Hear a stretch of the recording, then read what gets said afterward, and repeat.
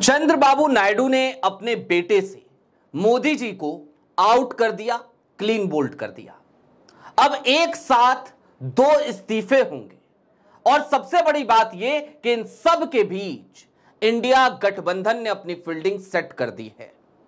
सत्ता में बहुत बड़ा परिवर्तन होने जा रहा है और एक जगह पे नहीं, दो दो जगहों पर दो दो इस्तीफों की बारी है।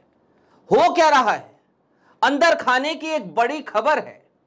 मसलन अगर मैं आपसे पूछूं कि नारा लोकेश चंद्रबाबू नायडू के बेटे वो दिल्ली कब आए थे तो एयरपोर्ट पे उनका किन किन लोगों ने स्वागत किया था और वहां से वो किन 3 मंत्रियों से मिले थे।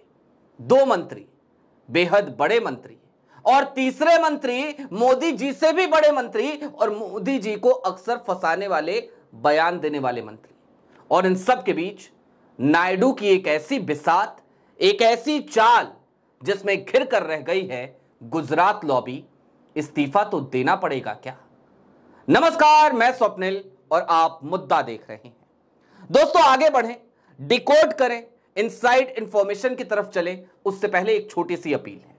मुद्दा इन दिनों एक गंभीर आर्थिक संकट से जूझ रहा है।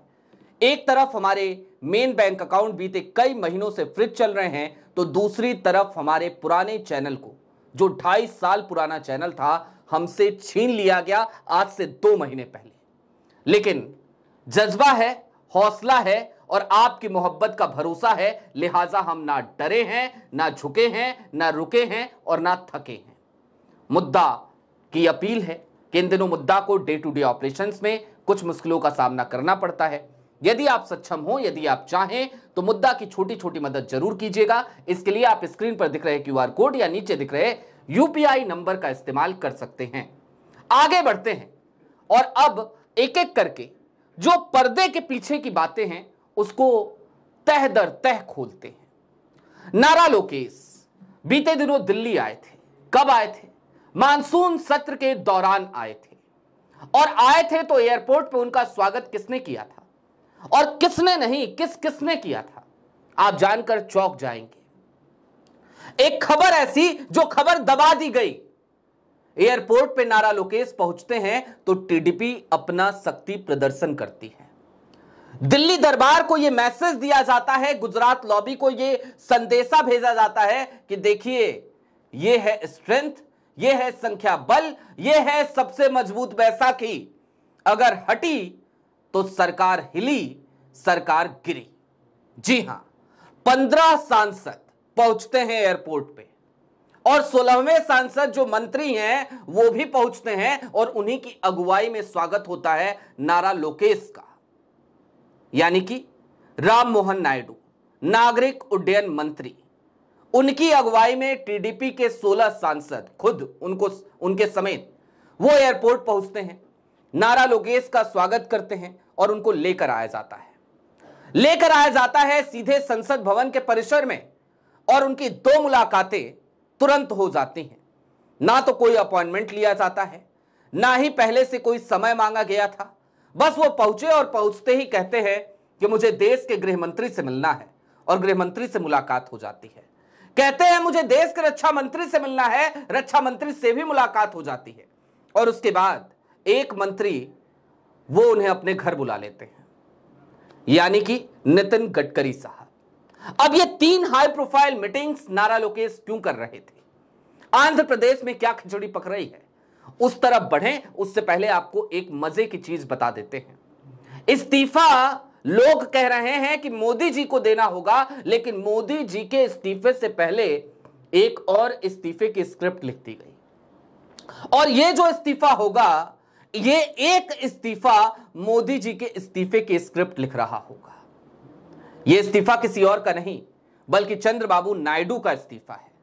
चौंकिए मत, चंद्रबाबू नायडू बीते लंबे समय से अपने बेटे नारा लोकेश को तैयार इसी दिन के लिए कर रहे थे।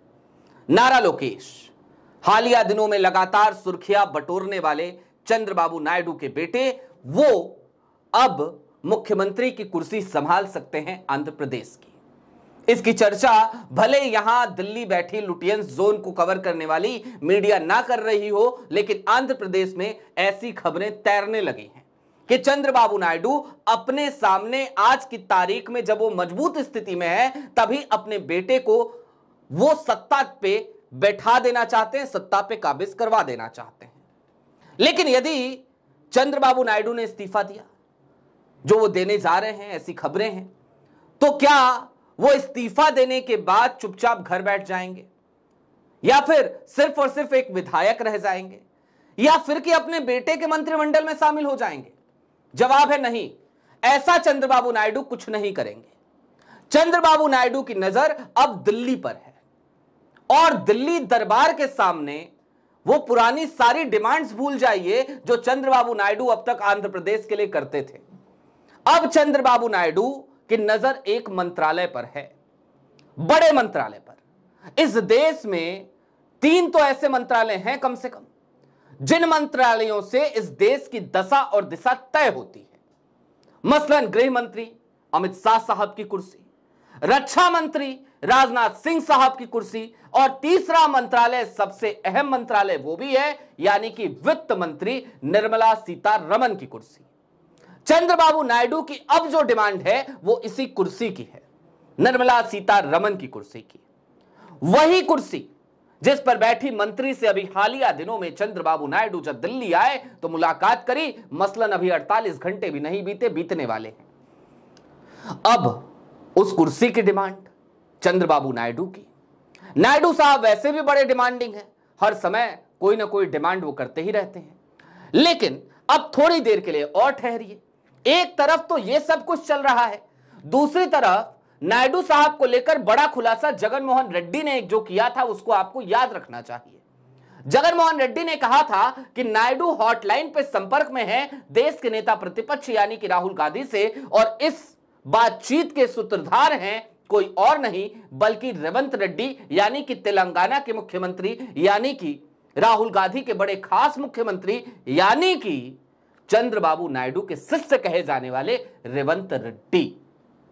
और इधर इंडिया गठबंधन ने भी अपनी फील्डिंग सेट कर दी है। खबरें यह भी हैं कि एक तरफ चुनाव आयुक्त के खिलाफ जहां महाभियोग प्रस्ताव की चर्चा चल रही थी, अब वो बात 4 कदम और आगे बढ़ चुकी है। अब महाभियोग से काम नहीं चलेगा बल्कि अब तो इंडिया गठबंधन उस मूड में आ गया है कि आर और पार की लड़ाई तो हम चुनाव आयोग से लड़ ही रहे हैं, लेकिन अब जरूरत इस बात की आन पड़ी है कि सत्ता का ही परिवर्तन कर दिया जाए और इसके लिए जो कुछ करना हो वो किया जाए। और ऐसे में निश्चित तौर पर इंडिया गठबंधन ने अपनी फील्डिंग सेट करी है अविश्वास प्रस्ताव लाने की तैयारी करके। जाहिर सी बात है, एक तरफ अविश्वास प्रस्ताव की ढकी छिपी खबरें, इन सब के बीच अचानक से नायडू साहब का यह फैसला कि वो दिल्ली की राजनीति में आना चाहते हैं, एंट्री लेना चाहते हैं, देश का एक बड़ा मंत्रालय संभालना चाहते हैं। और सामने जो गुजरात लॉबी है उसकी मजबूरियां कि वो वित्त मंत्रालय तो नहीं दे सकते नायडू साहब को और बाकी के 2 मंत्रालय तो कतई और कतई तौर पे नहीं दे सकते, यानी कि गृह मंत्रालय या फिर कि रक्षा मंत्रालय। ऐसे में करें तो करें क्या, साहेब बड़ा बुरा फंस गए।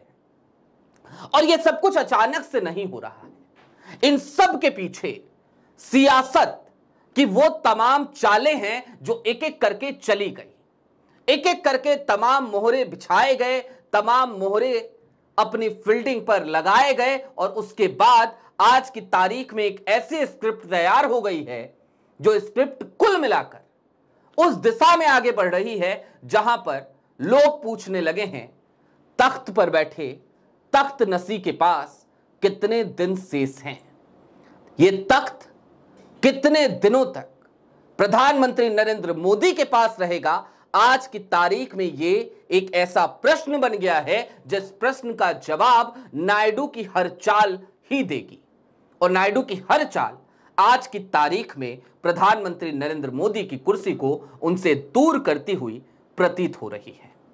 बहरहाल अभी के लिए दीजिए इजाजत। चलते चलते यही अपील, चैनल पे नए हो तो सब्सक्राइब करते हुए जाइएगा, सक्षम हो तो छोटी छोटी मदद मुद्दा की जरूर कीजिएगा। शुक्रिया।